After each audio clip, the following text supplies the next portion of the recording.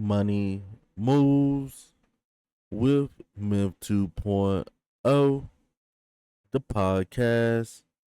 And always remember, gentlemen, it's a motherfucking movie.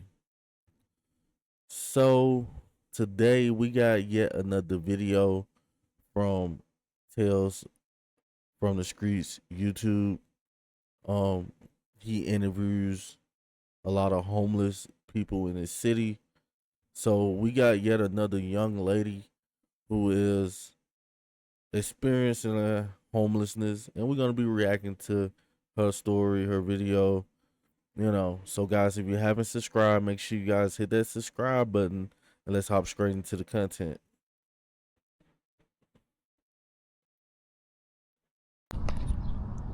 All right, so what's your name? Monique. Monique. I go by Little Mo. Okay. So, Little Mo, how old are you? 27. You look a lot younger than that. I get that a lot. You get it all the time? All the time. So, what's going on with you? Nothing, just out here in the streets. It's hot. It's freaking just out here just trying to survive like everybody else. Are you homeless? Yeah, I'm homeless. How long have you been in that situation?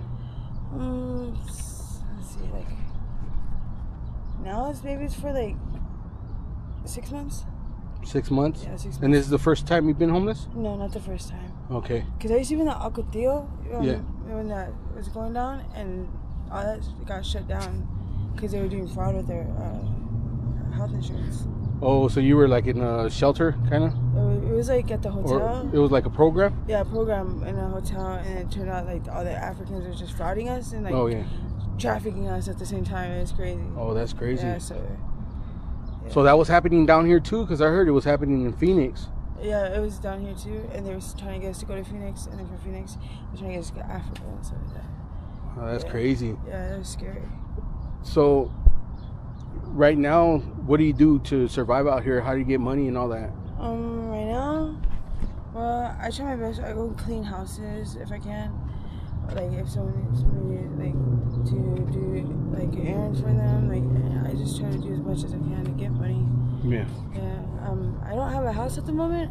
I applied for the CBI. Yeah. You see, first and foremost, what I hear from a lot of young people is like they're picky with the jobs that they're trying to do. Like she's saying that she'll do like anything for money. She might clean up a house, or or if somebody needs some help for some cash or whatever. But not one time did she come out her mouth and say that she goes to work at a temp service every day until she finds employment. Because a lot of times, like temp service, or like the day labor places, be like the easiest place to get $100 a day, you know depending on what state you're in. And a lot of these ladies, it just seems like they wanted their ways, and they end up, it's sad that they end up lost in the sauce. But let's keep it moving. On the house waiting list. Okay. So I'm just waiting. So they're out here too? That program? CBI, yeah. It's basically it's Community Bridges Incorporated. Yeah. Yeah. They help us get off the streets and stuff. Yeah, we have that out there in Phoenix too. Oh, you're not from here? No, I actually drove from Phoenix today. Oh, that's cool. Oh, nice to meet you. Nice to meet you too. How is it in Phoenix in Tucson though? Like, is it dangerous out here, or Yeah. well, what kind of struggles do you guys go through out here? We go through either the cops harassing us, or people out here are dangerous as hell too. Yeah. Like I'm going through a lot of crap right now. Why is that? And then a lot of times, like when you're homeless, you know, like how she says the cop is harassing them. Usually it's because like they're probably she's probably with a group of people, and they're all probably hanging out or sleeping at the same spot. So the police ends up being called to the same location over and over again. You know, that's like one of the headaches you have to deal with when you're homeless. But the better option for men, you know, and some women as well, depending on how hardy they is or whatever, is to go and camp alone, because when you're alone, um, you attract least attention. But let's keep it moving. Because somebody stole my phone, and so I took his phone from him, and now he's giving me a hard time for it. But I just said, give me my phone back, you get your phone back. Yeah. And he's giving me a big deal about it. Like, he was throwing rocks at me the other day. Like, it's like, dude, just give me my phone back and you get yours. It's so simple. Yeah. So people are just fucking weird out here. I don't like it. Man, it's crazy. I'm from here. It's crazy. Yeah. You're born and raised here, huh? Mm-hmm. Did you go to school, like high school and all that? You graduated? No, I didn't graduate. I was gonna go get my GED, but then like every time I try to get like to school for online program, because going to school, it's hard for me to wake up and get there on time. So if I could go online, which I usually was on my phone, it was so much easier. But then people just keep stealing my phone. Yeah. So I'm just put a pause on that, and then because I really want to go back to college. I want to go to college, Yeah. So what are my goals? But I just gotta get my GED. What are you going to college for? Like, what do you want to study? Music? Okay. Yeah. I mean, that degree really is not going to have any substance, a music degree, because like most people go to college and don't even get in the field that they've been studying for 4, 6 years, and music is one of those fields. So, the one thing about being homeless is trying not to end up back in the same situation, you know. And another thing that I want to point out is that this lady's uh uh 27, um doesn't look half bad. Like, um just wondering, like, she can't put herself in the right position to meet a guy, or even if she like girls, somebody who's not homeless, who's lonely, who's probably looking for some companionship and stuff like that. But usually chicks like this tend to rock with the other homeless people. It's like once they get in a situation, they can't figure out how to get out of the situation that they're in. But let's keep it moving.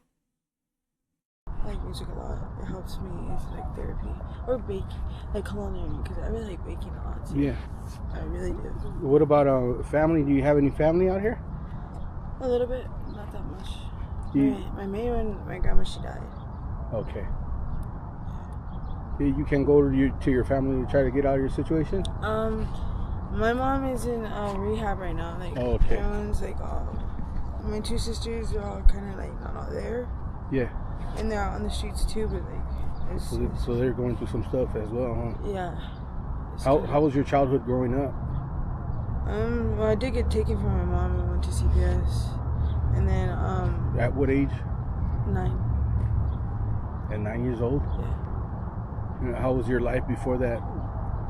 And so now it stems, and we can see like where this started from. Like, like she went into where the state actually took her from her mother. It's like little things like this can impact the child's life on it up into adulthood. That's why we have to be very cautious on our the future. Like, this lady looks like she can very well be a mom, which she probably is a sister, cousin. Like, she could be a manager somewhere right now. doing finance or whatever, you know. But a lot of times people don't have the guidance and the know-how to get through and navigate this life. But let's keep it moving. Was there a lot of stuff going on at home or not? It was like normal. It wasn't how it's supposed to. Child was supposed to be like you're supposed to be like watched over, but my grandma did her best. But like I know like we weren't like the best like behaving either, so it's kind of hard for me now. Okay. Yeah. And it was just you and your two sisters? Me and my two sisters and my little brother, and one of my sisters was adopted out. Okay. So. Yeah. How was it like when you went to the system when you got adopted and all that, taken away? Always the young one. I hated it, and always bullied. Yeah. It sucked. By the other kids in there or what? Yeah. And then one time I was on the reservation because I'm Native American. Yeah. I went to the reservation and it was so like hard for me because I was like the only like girl with curly hair Yeah. and I was made fun of a lot. So they would treat you like you're not native or what? And then it's just like I was like weird. I was like the weird girl, and the girl who was at the home with me, she dressed me up for my first day as a little girl, like because she was pregnant and stuff. So she was like doing my hair and like the way they dressed me, I was like a little girl, and I was going into middle school, so it was just like I did not fit in right away. Yeah. Everyone made fun of me. Yeah. Man, that's crazy. That was in the reservation? Yeah, in cells. In cells. Oh, okay. And That's so- down there by the border somewhere, right? Yeah. Or it's not that far from here, is it? No. Like no, almost like an hour. About an hour? 1 hour, depending on how You're you're going driving. south, huh? Yeah, how you're driving. Oh, okay. And then from going on the reservation, I got bullied so much that they took me out of that school and like sent me on a bus to Tucson. Because I was still living on the res, they sent me on Tucson to go to school here. And I was the first person they tried that out with. Yeah. And they were kind of skeptical because they wanted me to run away. But I That's crazy. So nobody taught her, she had to be the first girl to catch a city bus and go to a school outside of her reservation because she's a Native American, and like she's get bullied and stuff like that, and a lot of times like a lot of these homeless people out here like a lot of them have mental issues, which I have a heart for people with mental issues because a lot of times they can't control what's going on, but a lot of other people like this lady right here, like it's just I think that a lack of um um love, a lack of losing her mom, like her mom losing her,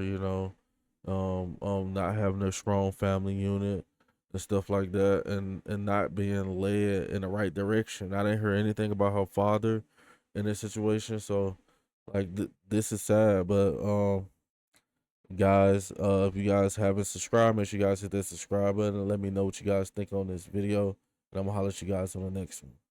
Over and out.